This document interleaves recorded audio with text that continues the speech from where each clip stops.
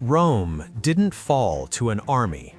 It fell because its own people opened the gates, not in panic, in hunger. The grain had stopped coming, soldiers stopped showing up, and one morning the guards looked out and realized there was more food outside than inside, so they unbarred the doors. How does a superpower get to that point? Ask most people what killed Rome, they'll say barbarians, decay, lead pipes. It's a clean story. Strong empire, stronger enemies. But that's not what people inside the city felt. It didn't look like conquest. It looked like a system quietly forgetting how to work while everyone pretended it still did. So the real question isn't who destroyed Rome. It's why did Rome's soldiers stop showing up? On a map, Rome looks invincible. Roads like veins, legions like walls, grain ships from North Africa feeding 1 million people who don't farm. Then, small things slip. A grain convoy is late, bakers cut loaves thinner. Out in the countryside, one landlord with soldiers decides he's done with tax collectors. He hides land on the books. On paper, he's poorer. In reality, he controls more than ever. Small farmers feel it. Their tax burden goes up. Some flee to the city. Others take a deal with the landlord. Protection for obedience. That's one invisible transfer of power, from Rome to a villa. Army recruiters ride through empty villages. Pay arrives late, then light, then not at all. On paper, Rome looks fine. On the roads, it's gone. The emperor is a teenager, Honorius. He signs what advisors tell him to. The one person holding the West together is Stilicho, half Roman, half Vandal. He crushes invasions. He buys time. Then, Alaric's Visigoths camp on the frontier. Stilicho says, "We need Eastern help." The court sees a general with foreign blood and loyal troops. That looks like a coup.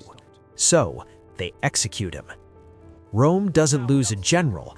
It fires its last functioning manager. The troops who loved Stilicho, many barbarian soldiers serving for pay, just watched him die. Mobs attacked their families in the streets. So, they ride to Alaric. Overnight, Rome's best forces switch sides. Alaric marches on Italy. Rome pays ransom in gold. It works for a moment, but the gold is gone. The grain is irregular. No slack left. Alaric returns.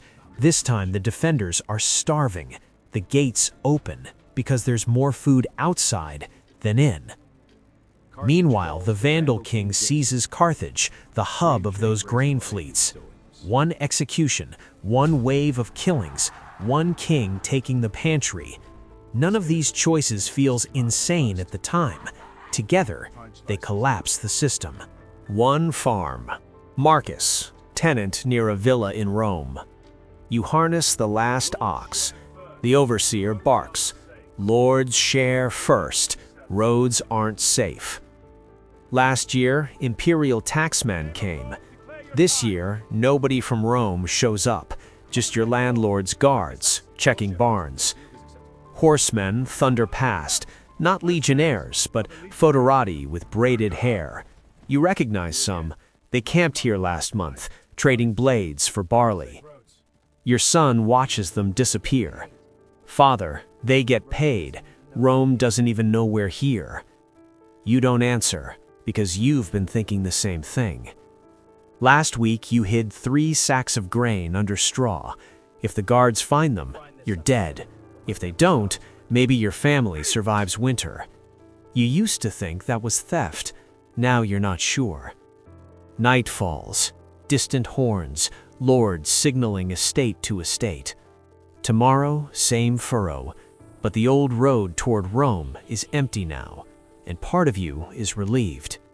It's easy to blame barbarians or one weak emperor, but the real problem was simpler than that. Rome built a system where one missing grain ship could starve a city overnight, where one unpaid legion could switch sides, where one landlord refusing to cooperate could break the chain. For centuries, that balance holds. Then each group learns, I can survive without the center cannot survive without me. When pressure comes, there's no reserve, no trust. By the time the gates open from hunger, Rome has already failed at something more basic.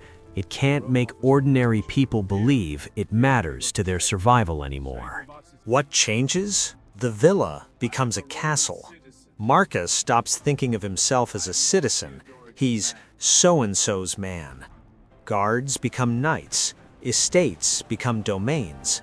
Trade roads go quiet. Cities hollow out. Rome doesn't vanish. It splinters into local oaths and deals. That's medieval Europe, a patchwork born from the moment when the center stopped being real. From far away, Rome's fall looks dramatic. Up close, it's quieter. A missing ship, a delayed payment, an empty road. That's how Rome ended, not with fire, but with people quietly adjusting. The real question is, how many empires end the same way before anyone notices?